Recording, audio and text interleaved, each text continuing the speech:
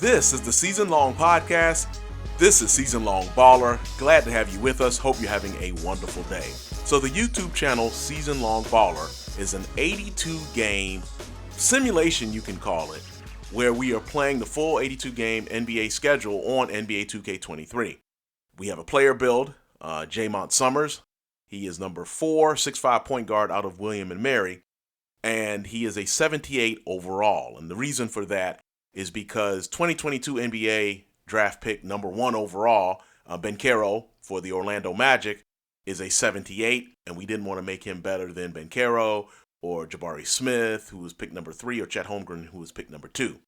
So that is the reason why he is only a 78 overall, and we are hoping that during the season he will improve. It's the grind and the progress, the grind of that 82-game season.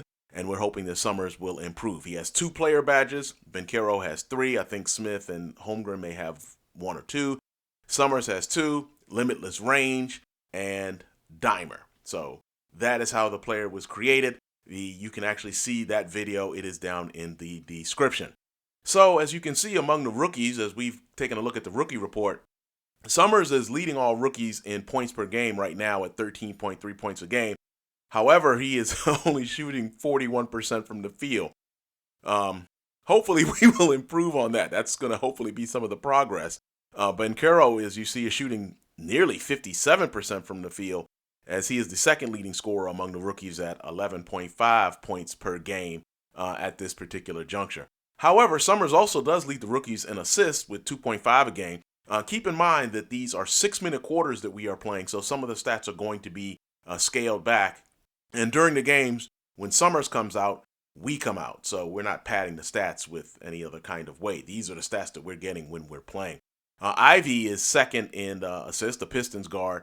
He has 2.3 assists among the rookies, and he's not shooting great as well. He's only shooting 42%. And Mathurin, the guard from the Pacers, who started this week with the Pacers, replacing Duarte in the lineup, he is only shooting 15% from the field, but he has only played 1 game, so he'll probably improve as the season goes along. Now, speaking of what happened to the Wizards last week, the Wizards had an excellent week, starting off with a victory over the Detroit Pistons, in which Porzingis went 9 for 10 from the field, 3 out of 4 from three-point land, was really dominant, and scored 21 points. And speaking of Porzingis, he is actually leading the league in blocks. He has 2 blocks. He's averaging 2 blocks a game. And if you even look a little further down the list, Gafford, the backup center for the Wizards, is actually averaging 1.7 blocks, and he is tied for 4th right now in blocks. So you're getting a lot of interior help defense right there from the Wizards, and that is not something I was expecting earlier in the season. Taking a look at the Wizards' best players, you could say, obviously Bradley Beal leads that. He is an 87 overall, the shooting guard. Porzingis is next with an 85. Kuzma has an 81. Monte Morris is the backup point guard, and with the actual Wizards is the starter. He was picked up as a free agent from the Denver Nuggets, and he is a 79 overall. But for our purposes, since Summerz is the starter, Summerz is the young gun here, the one that we're hoping will develop into a superstar and lead the Wizards to a title at some point. He is the 78, so Monte Morris is a 6th man, basically, for these Wizards. And speaking of which, Summerz, we're hoping that, of course, he can lead the Wizards to a title. But this is a more than 1-year project here. We're hoping that we will, next year, when NBA 2K24 comes out, Jaymont Summerz will be a better player, and we will again play that full 82-game season. So we're hoping that that will be the case. So taking a quick look last week, you see that on the 25th, last Tuesday, a 92-70 victory over the Pistons. A 72-65 victory was followed up with the Pacers, as that was our second meeting of the season with the Pacers. And then a surprising win, an 86-78 victory in Boston on last Sunday. And so that was a good victory as well. So a 3-0 week for the Wizards, and now an overall record of 5-1.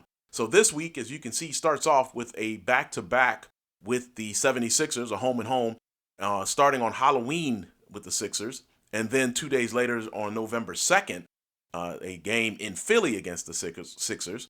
And then 2 days later, a home date against the Brooklyn Nets, and then finally closing out the week, 4 games this week, closing out the week on the road against the Memphis Grizzlies, and that will be the first Western Conference team that we play this season. So taking a quick look at the preview for the 76ers, you see that they are struggling coming out of the gate. They are just 3-4 versus the Wizards' 5-1 record. However, they have won their last 2 games. Interestingly, they are 3-1 on the road, while the Wizards have not lost the game at home yet. So something's going to have to give right there probably.